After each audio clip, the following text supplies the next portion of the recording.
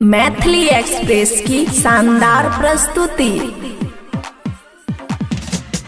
रोज के तैयारी तोरा पर लुटा देबो नमरी पटवा तोरा मुंह में धारा देबो तोरा मुंह में धारा देबो मुंह में धारा देबो। गालू छे हमर गुलाबी हमर नखरा नवाबी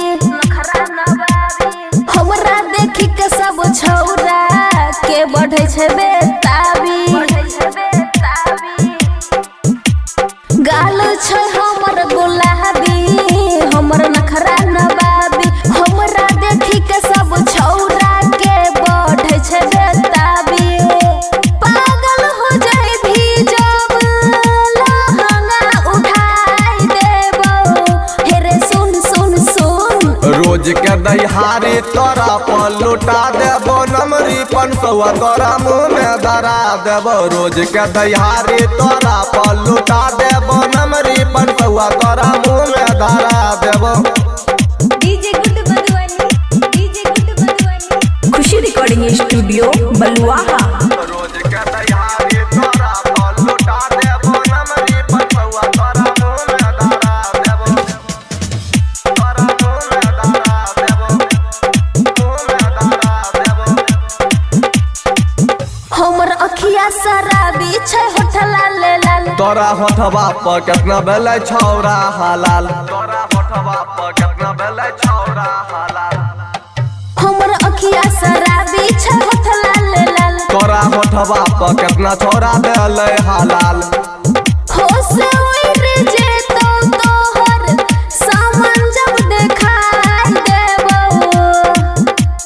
रोज के दहाड़ी तोरा पर लुटा देबो नमरी पंचवा तोरा मुंह में धरा देबो। रोज के दहाड़ी तोरा पर लुटा देबो नमरी पंचवा तोरा मुंह में धरा देबो।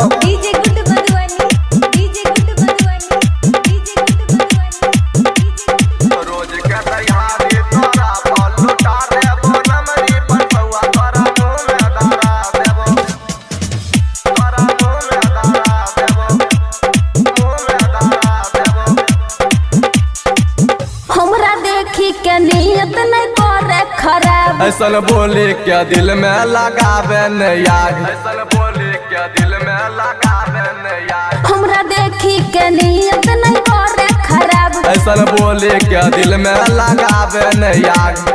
अपन जवानी ने तोरा आगे हम परोस देबो। रोज के दहाड़ी तोरा पर लुटा देबो नमरी पंचवा तोरा मुंह में धरा देबो। रोज के दहाड़ी तोरा पर लुटा देबो नमरी पंचवा तोरा मुंह में धरा देबो।